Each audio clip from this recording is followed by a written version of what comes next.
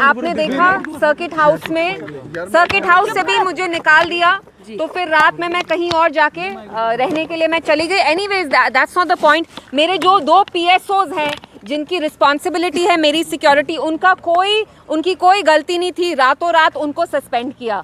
इनको आधा घंटा लगा मेरे 2 PSOs को सस्पेंड करने के लिए। उनका नाम हमीद और बशारत है। उन लोगों को ये सस्पेंड नहीं कर रहे जिनने यहाँ पे जम्मू कश्मीर में दहशत फैलाई है। वो पुलिस वाला SHO वहाँ का जहाँ मैं कल गई, जिनने वहाँ पे दहशत फैलाई है, जो नौजवानों से पैसा लेते हैं, एक्सटॉर्ट करते हैं, उनके against no action. The army man who killed that truck driver in Sopore, no action taken against him. तो ये बहुत अफसोस की बात है कि जो यहाँ सरकार है, वो NC गवर्नमेंट हो या LG एडमिनिस्ट्रेशन हो या दिल्ली में बैठी मरकजी सरकार हो, इनकी प्रायोरिटीज ही नहीं है कि ये जम्मू कश्मीर को खुशहाल बनाए, सेफ बनाए, सिक्योर बनाए। इल्तिजा जी, कल मैंने डॉक्टर फारूक अब्दुल्ला से फ़ोन लाइन पे बात करने की कोशिश की और साफ तौर से उनसे ये सवाल पूछा कि आज इल्तिजा जी को जो है वो सर्किट हाउस से प्रेस कॉन्फ्रेंस करने के लिए नहीं आने दिया जा रहा, और उनका ये कहना था कि इल्तिजा जी जो है वो रोज़ नई बयानबाजी करती है, मैं उन सवालों का जवाब नहीं देना चाहता। देखिए, वो मेरे से बहुत बड़े हैं, बुजुर्ग हैं, लेकिन शायद वो भूल रहे हैं कि उनके अपने बेटे, कल जब मैं कठुआ गई सुबह के 6 बजे, मैं फरार हुई चोर की तरह। रात में मैं निकली, प्लीज डोंट मेक नॉइस, मैं रात को निकली चोर की तरह श्रीनगर से। उनके बेटे को, जो आज की डेट में यहाँ के चीफ मिनिस्टर हैं, हमारे चीफ मिनिस्टर हैं, उनको कल कठुआ पहुँचना चाहिए था, उनके बदले हम गए।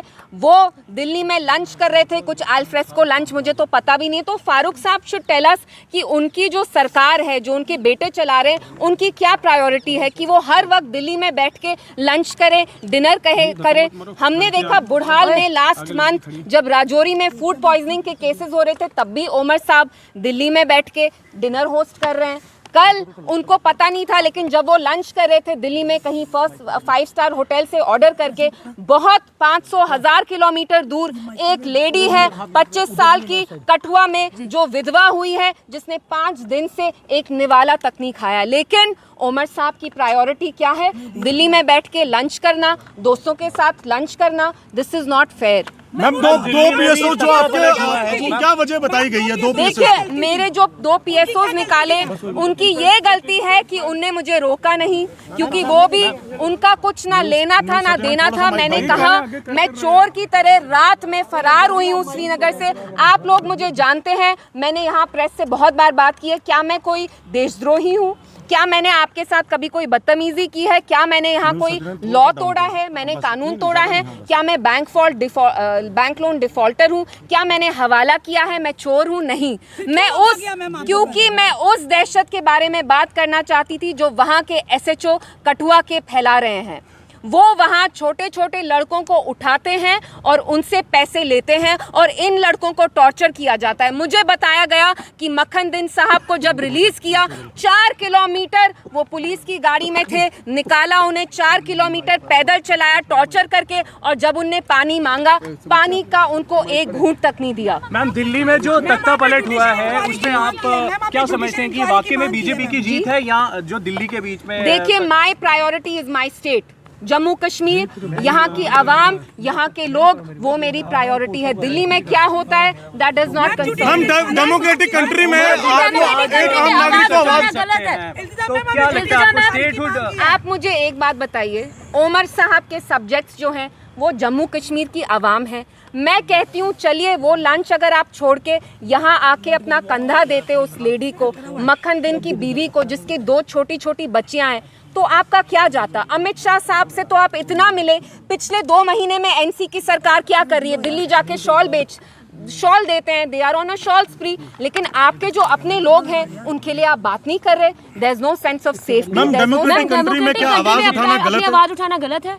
देखिए, मैं आपको सच में बताऊं, पिछले 24 आवर्स में मुझे इतना स्ट्रेस हुआ है। मैंने कुछ 600 किलोमीटर ट्रैवल किया, और मैं सच बताऊं, जब मेरी गाड़ी निकली श्रीनगर से, मुझे पुलिस वालों से डर था।